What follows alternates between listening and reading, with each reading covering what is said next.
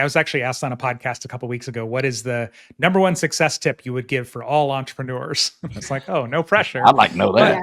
Yeah. Well, so I'll tell you what I said, because it applies here perfectly, is if you're going to take on something in your business or your life, either decide it's important or decide that it's not. And if it's important, then give it the attention that it deserves.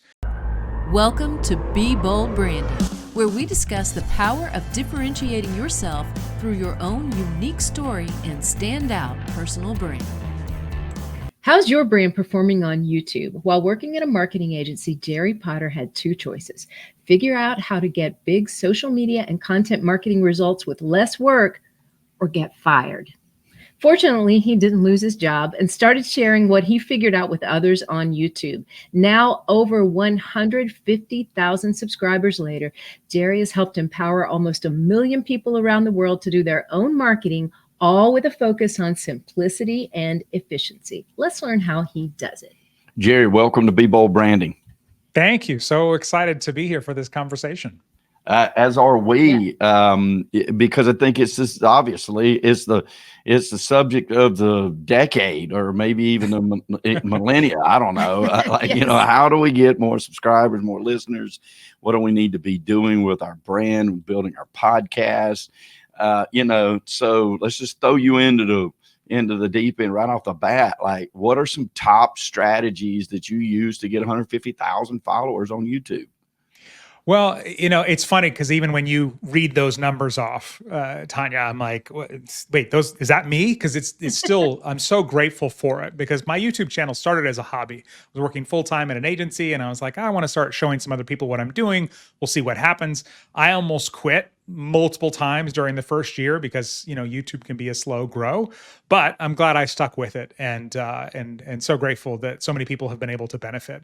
I think the biggest thing, though, when we're thinking about marketing and content marketing in general, is one, realizing that we have this unbelievable opportunity that didn't exist before. Tanya, you told me you worked in radio. I worked in radio for 20 years. And like, you used to have a corporation share their broadcasting stick and things like that. And now anybody can put out content and attract their perfect people. So it's this incredible opportunity that we've never had before. And that's one of the things that I love about what I do, is that I used to be at the beck and call of a corporation, and now we can do things, my way.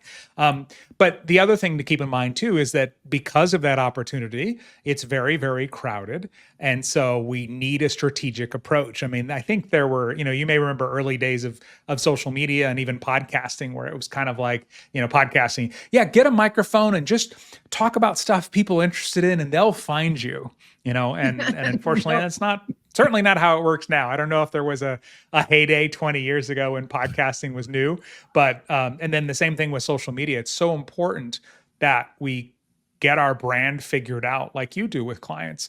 And we know, our values, our different perspectives on things. It's so often where I'll meet with somebody new and they'll say, I'm like, well, what do you do? And it's like, oh, I'm a coach for such and such. And it's like, okay, cool. Well, if I Google coach for such and such, what am I going to find? Oh, there's 1 million of us. Okay. Why are you different? Oh, I don't know. When I get a lot is I really care about my knew it was coming. I knew exactly what you were going to say. Yeah. And so whenever I hear that, it's like, oh, okay. Do you think the other people are going to say they don't care about their clients? They may not care about their clients, but nobody's going to say that. So we have to figure out our brand to stand out. And it's so important from the beginning. It is. You remember the old days of radio, Jerry, where it was like, build it and they will come? Yes. Exactly what is happening these days. Yeah. Well, and if you got 100,000 watts and $1 million budget, then that's a lot more likely. But when we're doing it, from home now with our own thing, it's, we got to do things a little bit more strategically. Yeah. Mm-hmm. Yeah, we sure do. Mm-hmm. So I'm actually going to go the opposite direction from what most people think. Most people think I'm going to ask you about, what about somebody just starting out on YouTube? How do you, get that rolling? I'm going to ask you something different first. Okay. How about somebody who's been on YouTube for a long time, has a ton of content, but your subscriber count sucks? Okay, so I've been thinking about this actually quite a bit because I'm actually going through a little bit of a shift right now myself with my own brand. You know, when I started my YouTube channel, it was called 5 Minute Social Media, and the whole idea was how to make social media more efficient. But now I've kind of branched out to do some other things, so it's more of a personal brand now. And so I'm going through a little bit of this now. The first thing I will say is that subscriber count is not the end all be all. I know it's the ego number. It's the one that feels good. It sounds good when you're a guest on a podcast and somebody says the number if it's high. But, you know, there are channels that have huge subscriber counts, mine included, where I'll still put out a video with 150,000 subscribers and I might get a couple hundred views. Now, there was a time where I would have done anything for a couple hundred views, but it doesn't always equate, especially in entrepreneurship. So that's the first thing I would say is don't get hung up on that number. But the second thing I would say is if people want, like if you're not getting the views that you want, then it's probably time to take a step back and figure out what do your people need, especially what do they need, like top of funnel, what are they looking for where they could discover you, and start really narrowing down on that content. YouTube is still a search engine. The recommendations they're making are getting better and better and better, but we have to make the videos that people are searching for. So for example, I'm not making videos about podcast strategy because nobody's searching for that. I'm making videos, you know, I did one last week about how to fix bad audio with Adobe's new AI tool. And I did one about mistakes people make when they name their podcast, because those are things people are actually searching for. So it really does come down to what is the person who you're trying to talk to in the stage that they're in, what are they going to look for on YouTube? And that's what makes all the difference in the world. That's so true. And you know, when we look at building somebody's personal brand, one of the first things we do is dial in that ideal customer profile, because there's the person that is the low-hanging fruit. They're looking for somebody in your space right now, right? Those are the things they're searching. Then there's other people that are searching for answers in your space right now, not necessarily your solution. Right. And so I love how you put that. Look at what they're looking at the top of the funnel. Yeah. Well, and what's the problem? You know, I will often say there's two ways to get somebody's attention. One is to say their name, which is hard to do in your content. And then two is to say a problem that they're having. You know, if you are standing on the side of the street and you're selling umbrellas and it's pouring rain and somebody's walking down, you're like, hey, want to stop getting wet? I've got umbrellas. You're going to get their attention. Yeah. And so sometimes when I'm coaching people on their content, especially that top of funnel content, I'm like, imagine somebody is like, your ideal client is walking past you on the street. What are you going to say to them that's going to make them stop swiping, scrolling, you know, click on your thing, whatever it might be? It is, we will consume content from people we don't know, like, and trust if they are talking about something relevant to us right now and helping solve a problem that we have.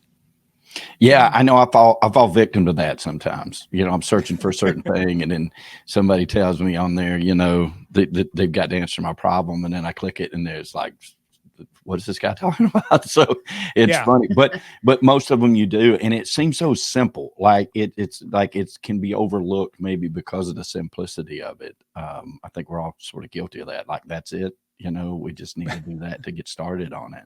Yeah. And I was going to say real quick, the other thing that's working really well on YouTube now, and this is what I'm starting to try and put into my channel, and it's not coming natural for me, but is infusing more of our personal brand, our stories, our values. Oh, yeah. So right now I'm seeing two types of channels out there. I'm seeing these channels that have 1 million subscribers and are making lots of money, and they're just making these problem solving videos, which are great. And then I'm seeing these other videos where people are putting all this personality and their brand into it, and they are getting fewer views, but really loyal viewers. Like people are just addicted to them and who they are. And so I'm trying to right now sort of fuse those. So I am creating a video that solves problems, and I think it's a great way to go, and infusing a little bit of the other stuff in there. I don't know, it's been challenging for me sometimes because I'm kind of talking through or teaching like how to set up a YouTube channel. And then I'm like, okay, how do I put my personality? Sometimes, you know, it comes out naturally, but not in the same way that you would do when you were trying to coach somebody on their personal brand. Yeah. Yeah. Exactly. And all of that really makes a lot of sense. Because I mean, right? Don't we want the loyal? We want the loyal, especially if you're selling a product or a book or speaking or coaching. We definitely want those loyal listeners that are Yes. following you for who you are, and having that dialed in is so important. But what about somebody just starting out, like on YouTube? What are like top 3 things that they should be doing to make their content more engaging right off the bat?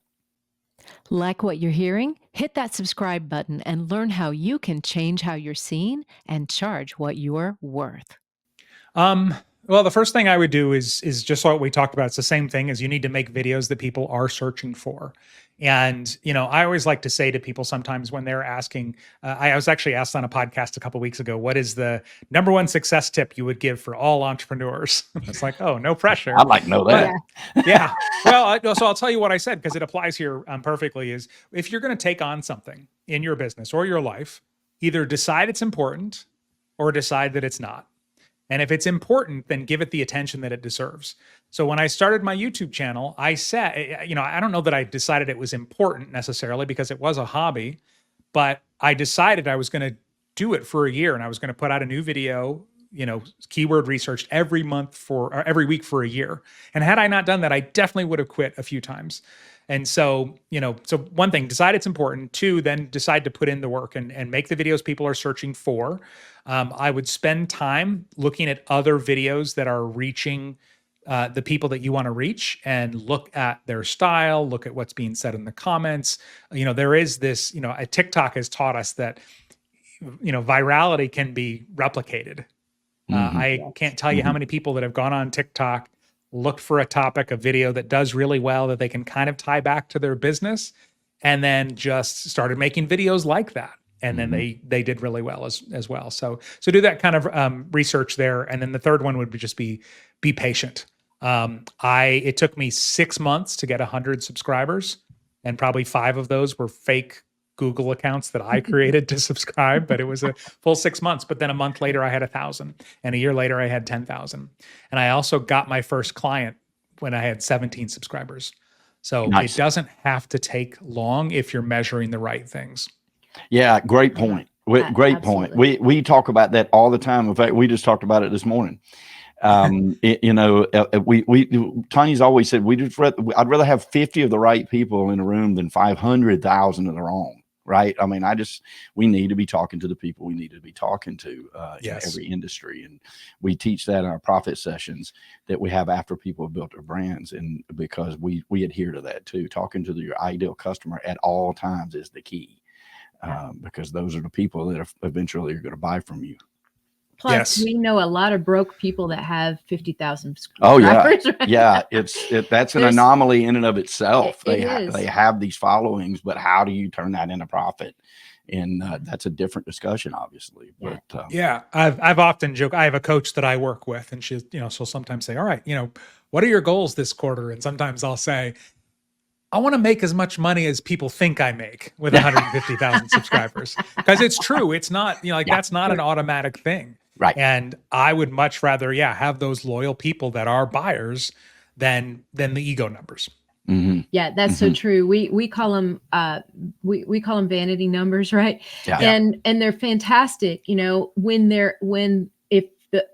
even a fair fraction of those people are engaged with you, then you can make a lot of money off of that. But you don't have to have 150 or 500,000 subscribers to make a lot of money. Mm-hmm. In fact, it was earlier this year, we actually did a whole event based on that alone. So I totally agree with what you're saying about this, is that you don't have to have all those followers to make it happen, but you do have to have engaged followers, and followers that, like you said, are interested in the type of content that you produce, and you're producing the kind of content they're interested in. Yeah. So let me ask you this, Jerry, are there any particular tools or software that you recommend for managing YouTube or managing social media, or, in any part of your repertoire? There's lots, and there's lots I've tried and abandoned over the years. Yeah. I would say some of the biggest game-changing ones, YouTube right now, is very robust. It's always been a great tool. There are tools where you can schedule your YouTube videos, but I won't do that because then you don't get all the things that you get by uploading directly to YouTube, for example. But on the editing side and on the creation side, this is where stuff in the last 2 years has just exploded. One of the things that we do is we help online experts create a podcast, or we call it a modcast, which is a module-based podcast that becomes all their social media content, and it should take them about an hour a week. We couldn't have taught this 2 years ago because the tech didn't exist. And so a few key things to look for in any of your content creation. One, look for a way to record your content where you can get the highest possible quality. So we are here recording this interview in StreamYard, and I'm sure part of the reason you use StreamYard is because it's so good at, like, it'll record on my end and your end, and you get a really high quality recording even if the internet drops out, right? So there's StreamYard does that, Squadcast does that, Riverside does that. There's all these tools that'll do that. So you can get higher quality, then you can use your content in more places. And then the second thing is that when it comes to editing, we have these AI tools that are, they're pretty amazing, but they're not quite there yet. But anything where you can get a transcript-based editor. And so Descript is my favorite. But that's basically where it generates a transcript. Yeah. And Descript has changed everything. With Descript, I can make an Instagram reel with captions and jump cuts in 2 minutes. And you couldn't do that 2 years ago. And so Descript is great. Riverside has transcript-based editing. I think CapCut, there's so many of them now. But those are the two biggest things that have made it so we can create not just more content, but more good content in less time. And it's multifunctional now because of that. That's really awesome. What about leads? I mean, everybody, just give me the leads, man. Just give me the leads. Is there anything? Is there a number one thing that you would suggest to people on leads on YouTube? The biggest thing I think is only going so far with it. So, and let me say a little bit more about that. When somebody first gets going, they're generally trying to, turn somebody who just found out who they are into their top client, right? Yeah, just join my $10,000 program or buy my $1,000 product and you'll never hear from me again, or whatever it is. Right. And, we've all heard of the buyer journey, the customer journey. That's way too fast. This person has just discovered you. They don't know you. They don't like you. They don't trust you yet. And so we have to keep that in mind with whatever it is that we're asking them to do. And so this applies to anywhere and everywhere. And so whether it's social media, podcast, YouTube, these are all really good platforms for discovery. If you do longer videos, or if you can get somebody to watch a lot of your videos or listen to multiple podcast episodes, that's when you can move people further forward. I like to say bingers or buyers. So if you want leads on YouTube, to answer your specific question, the first thing I would do is see what you can do to get somebody to watch more than one of your videos. Because man, if they take the time to do that, they're just going to move forward, with you. They're going to build that know, like, and trust factor faster. So that's one thing.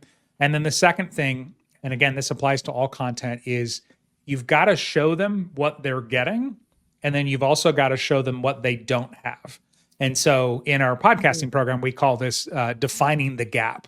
So for example, at the end of a podcast episode, you want to show people that you want them to feel like, wow, I got so much value out of this. This was so good. This was so entertaining.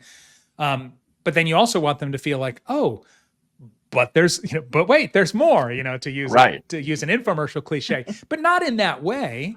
But it's like, all right, now that we've, solved this, you might run into this new thing. And if you do, I've put together this, it could be a low ticket thing you sell. It could be a freebie, a lead magnet, anything like that. But the more that we can do that, the better, the faster we're going to get those leads moving forward. And the last thing on this too is, people say, I want leads. I always say, make sure that you're able to do stuff with the leads first before you go out and spend a bunch of money or time trying to get more leads. I've worked with people on social media and we come up with a short form video strategy to bring all these new people into their world. And then they find out their offer sucks or it's too expensive and nobody wants it. So you definitely want to, before you make the effort to get leads, you want to make sure that you have a way that, an offer that people love and can't wait to buy once they get there. Yeah, great advice. All that's super good advice. All of that is spot on. I can't tell you how much I agree with everything you've just said. We've been through a lot of that, so when Yeah. you've been doing this for a while, you definitely know you've been through the pitfalls of it all. So Something that jumps out at me is engagement, right? So engagement is still the sort of king, right? I mean, we've got to be able to engage with the people who are consuming our content. Is that right? Yeah, well, and so I have a framework I teach. It's called the DATE framework, and I'll just give you the high level overview. But that's perfect for this point of the conversation. Is DATE is an acronym, so it stands for discovery, acquaintance, talking, and enchanted. Those are the 4 phases that I've sort of identified that people go through from when they don't know who you are until they are like ready to buy whatever you have. And so the D is discovery. That's when people first find out who you are. They don't know you, they don't like you, they don't trust you. They just found out you exist. They kind of maybe know what you do.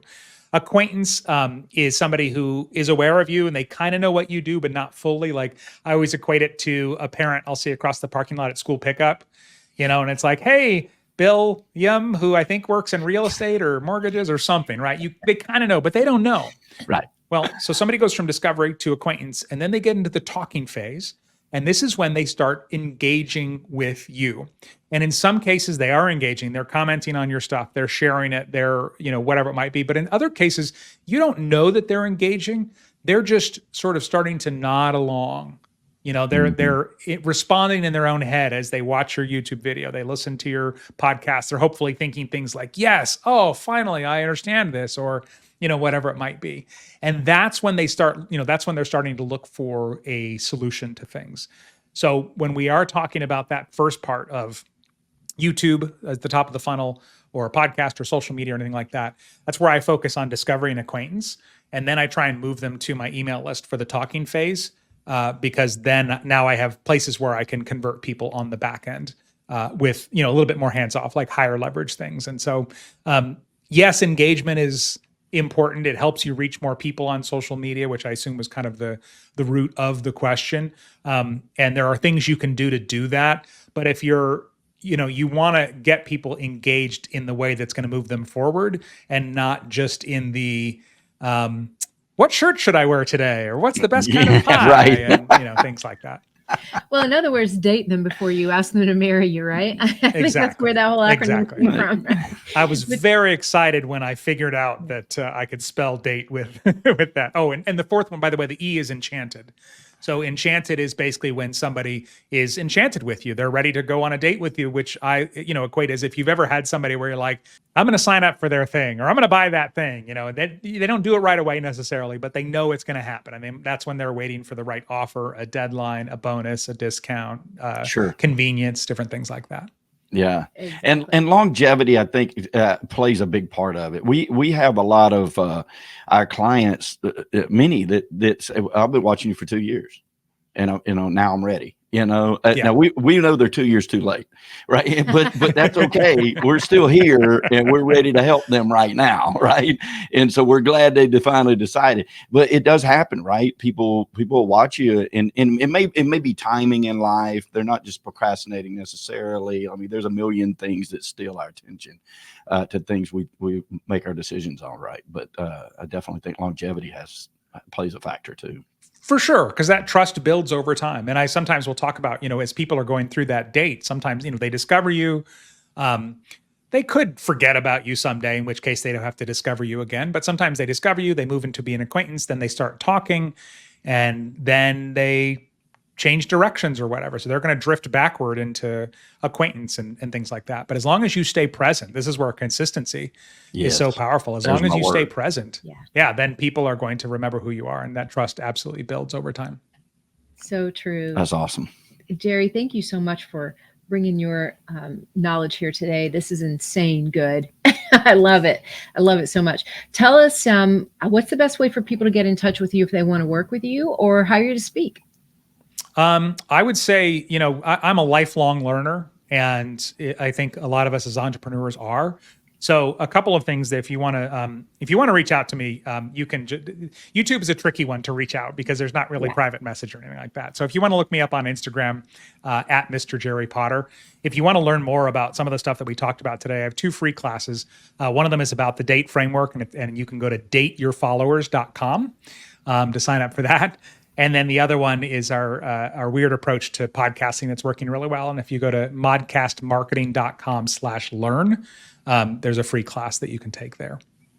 Awesome. Yeah, love it. And we encourage the listeners to do so, in especially at the podcasting, because I like not even knowing the back framework of it. I like the idea of the different spin of the modcast because of the failure rate of podcasts is so high. And but there are a lot of people out there with really good content that the rest of us need. So. Yeah, and what I always tell people, because when we sort of show them this approach, I remind them, I'm like, you're already good at what you do. We're just showing you how to format it in a way that the listener is going to not only show up, but then lean in. And then when you ask them to do the thing you want them to do at the end, they're going to actually do it, as opposed to, oh, they're done talking about their thing, next episode or next, whatever. Yeah. It might be. Next. We're so much in alignment, Jerry. We tell people you already are a star. Now we have to show that to the rest of the world. Yeah. Right? Yes. So I love where you're coming from. And thank you so much for taking time with us today on Be Bold Branding. Yeah, my pleasure. Great to speak with both of you. Ready to change how you're seen and charge what you're worth? If you're not getting enough opportunities to meet with ideal customers, or the prospects you're meeting with just aren't ideal, it's most likely your brand that's holding you back. So if you're a coach, consultant, or expert who is on the rise, you need our ultimate guide to a freedom-based brand. Download it free now at BrandFaceGuide.com.